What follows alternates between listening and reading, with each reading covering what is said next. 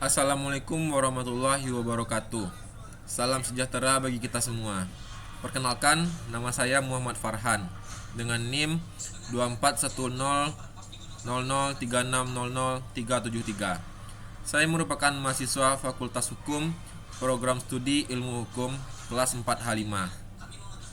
Pada kesempatan ini, saya akan mempresentasikan materi untuk memenuhi tugas mata kuliah Sosiologi Hukum yang diampu oleh Dr. Laurentius Arliman, SH, MH, MKN. Adapun judul yang akan saya bahas adalah Sosiologi Hukum dalam Penyelesaian Konflik Masyarakat. Manusia adalah makhluk sosial yang tidak dapat hidup sendiri. Dalam kehidupan bermasyarakat, setiap individu memiliki kepentingan, kebutuhan, dan cara pandang yang berbeda. Perbedaan tersebut seringkali memunculkan konflik. Konflik dapat terjadi dalam lingkungan keluarga, sekolah, tempat kerja, masyarakat, bahkan antar kelompok sosial. Konflik sebenarnya merupakan hal yang wajar dalam kehidupan bermasyarakat. Namun, apabila tidak diselesaikan dengan baik, konflik dapat berkembang menjadi perselisihan yang berkepanjangan, tindakan kekerasan, bahkan mengganggu ketertiban umum. Oleh karena itu, dibutuhkan hukum sebagai alat untuk menciptakan ketertiban dan keadilan. Akan tetapi, hukum tidak dapat dipahami hanya sebagai kumpulan aturan tertulis. Hukum juga harus dipahami sebagai bagian dari kehidupan sosial masyarakat. Inilah yang menjadi kajian utama dalam sosiologi hukum. Pengertian sosiologi hukum. Sosiologi hukum merupakan cabang ilmu yang mempelajari hubungan timbal balik antara hukum dengan masyarakat. Menurut Surjono Sukanto, sosiologi hukum adalah ilmu yang mempelajari hubungan antara hukum dengan gejala-gejala sosial lainnya. Artinya, hukum tidak berdiri sendiri, melainkan dipengaruhi oleh kondisi ekonomi, budaya, politik, pendidikan, dan kebiasaan masyarakat. Sementara itu, Sajipto Raharjo berpendapat bahwa hukum dibuat untuk manusia, bukan manusia untuk hukum. Oleh karena itu, tujuan utama hukum adalah memberikan manfaat, keadilan, dan ketertiban bagi masyarakat. Pendapat ini menunjukkan bahwa keberhasilan hukum tidak hanya diukur dari banyaknya aturan yang dibuat, tetapi juga dari sejauh mana hukum mampu memberikan rasa keadilan kepada masyarakat. Konflik masyarakat merupakan suatu pertentangan yang terjadi karena adanya perbedaan kepentingan, nilai, tujuan, maupun cara pandang.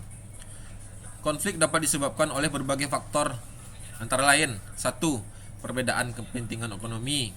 2. Perebutan sumber daya. 3. Perbedaan budaya. 4. Salah pemahaman komunikasi. 5. Ketidakadilan sosial. 6. Perbedaan pandangan politik. 7. Persoalan hukum dan hak kepemilikan. Dalam ilmu sosiologi, konflik tidak selalu berarti sesuatu yang buruk. Konflik dapat menjadi sarana perubahan sosial apabila mampu diselesaikan secara baik. Namun sebaliknya, apabila konflik tidak segera diselesaikan, maka dapat menimbulkan kerugian baik secara material maupun sosial. Peranan sosiologi hukum dalam penyelesaian konflik. Sosiologi hukum memiliki beberapa peranan penting. Pertama, memahami akar penyebab konflik. Melalui pendekatan sosiologi hukum, penyebab konflik tidak hanya dilihat dari pelanggaran hukum semata, tetapi juga dari kondisi sosial masyarakat. Sebagai contoh, konflik pertahanan seringkali bukan hanya persoalan sertifikat tanah, melainkan juga menyangkut sejarah penguasaan tanah, adat istiadat, faktor ekonomi, bahkan hubungan kekeluargaan. Karena itu, penyelesaiannya tidak cukup hanya dengan melihat aturan hukum, tetapi juga memahami kondisi sosial masyarakat yang terlibat. Kedua, menciptakan penyelesaian yang lebih adil. Dalam sosiologi hukum, keadilan tidak hanya berarti menang atau kalah. Keadilan juga berarti semua pihak memperoleh kesempatan untuk didengar dan memperoleh solusi yang dapat diterima bersama. Pendekatan seperti ini mampu mengurangi rasa permusuhan setelah konflik selesai. Ketiga, menjaga ketertiban sosial. Apabila konflik dapat diselesaikan dengan baik, maka hubungan antar masyarakat akan kembali harmonis. Sebaliknya, apabila konflik diselesaikan sepihak, tanpa memperhatikan kondisi sosial, maka konflik baru sangat mungkin muncul kembali. Keempat, meningkatkan kesadaran hukum masyarakat. Masyarakat yang memahami hukum akan lebih memilih penyelesaian melalui jalur damai daripada menggunakan kekerasan. Kesadaran hukum merupakan salah satu tujuan penting dalam pembangunan hukum di Indonesia. Bentuk penyelesaian konflik. Dalam praktiknya terdapat beberapa cara penyelesaian konflik. Yang pertama, musyawarah. Musyawarah merupakan cara penyelesaian konflik yang paling sesuai dengan budaya Indonesia. Melalui musyawarah, semua pihak diberikan kepada pendapat sehingga keputusan yang diambil merupakan hasil kesepakatan bersama. 2. Mediasi. Mediasi adalah penyelesaian sengketa dengan bantuan pihak ketiga yang netral atau mediator. Mediator tidak memutus perkara, tetapi membantu kedua belah pihak menemukan solusi yang sama-sama menguntungkan.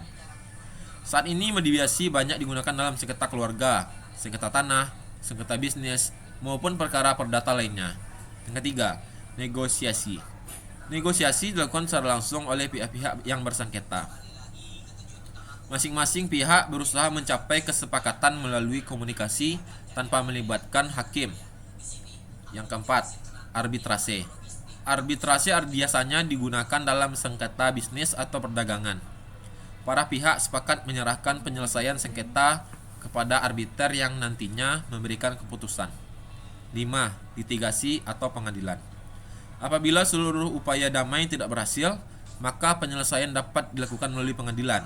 Namun, dalam perspektif sosiologi hukum, jalur pengadilan sering dianggap sebagai pilihan terakhir karena membutuhkan waktu yang lebih lama serta dapat memperburuk hubungan sosial. Restoratif justice. Saat ini berkembang konsep restoratif justice atau keadilan restoratif. Konsep ini lebih menekankan pemulihan hubungan antara pelaku, korban, dan masyarakat. Tujuannya bukan semata-mata menghukum pelaku, melainkan memperbaiki kerugian yang ditimbulkan akibat suatu perbuatan.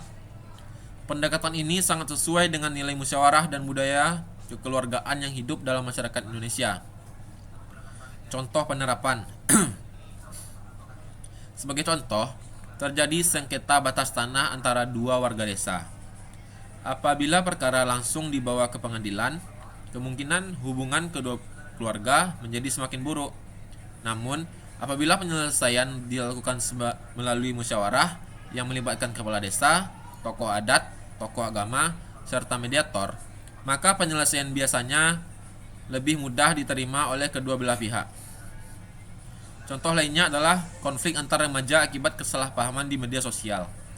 Pendekatan sosiologi hukum akan lebih mengutamakan dialog, permintaan maaf, mediasi, serta pembinaan dibandingkan langsung menggunakan jalur pidana apabila memang masih memungkinkan diselesaikan secara damai, sesuai ketentuan hukum.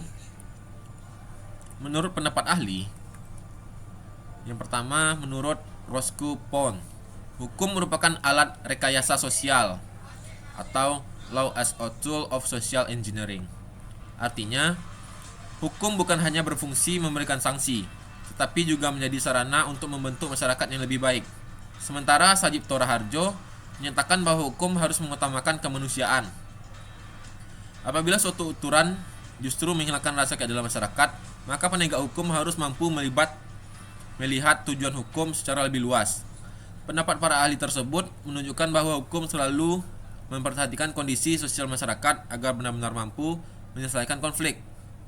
Tantangan sosiologi hukum. Dalam penerapannya masih terdapat beberapa tantangan, yaitu rendahnya kesadaran hukum masyarakat, kurangnya kepercayaan terhadap aparat penegak hukum, penyebaran informasi palsu melalui media sosial, konflik yang dipenuhi kepentingan ekonomi maupun politik, kurangnya pendidikan hukum kepada masyarakat.